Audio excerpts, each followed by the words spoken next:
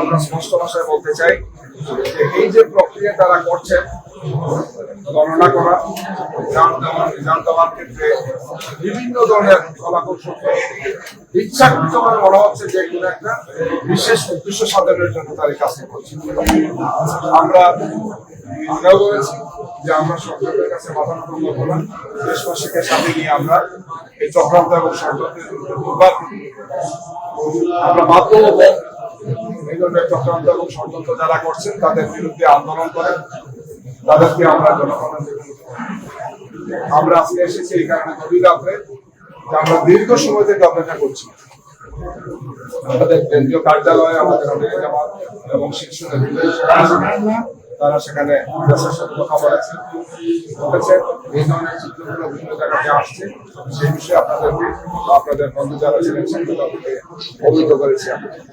আমরা মনে করেছিলাম যে এরপরে হয়তো নির্বাচন কমিশন তার সাথে যারা আছেন তাদের বোধোদয় হবে, দায়িত্বশীল ভূমিকা পালন করবেন, স্বৈর শাসকের আচরণের মতো তারা কোনো আচরণ করবেন।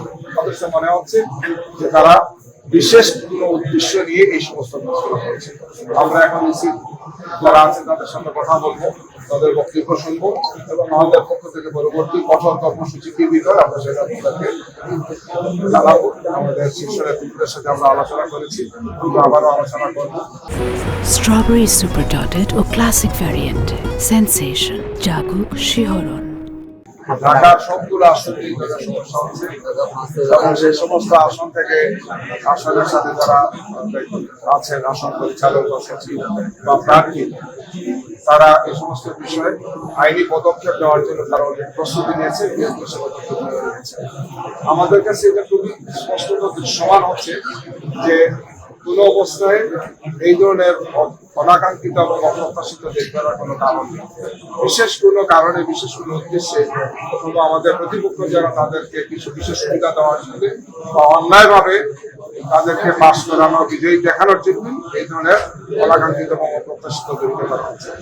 দর্শক, যেমনটি শুনছিলেন, জামায়াতে ইসলামীর নেতাকর্মীরা এসেছেন ইসিতে অভিযোগ জানাতে এবং তারা বলছেন একটি পক্ষপাতিত্ব করায় তারা আজকে এখানে এসেছেন এবং দেশের জনগণকে সাথে নিয়ে এই রায় এবং আবার যেন ফ্যাসিবাদ কায়েম না হয় সেজন্য তারা কঠোর আন্দোলনে যাবেন সে কথা বলছেন।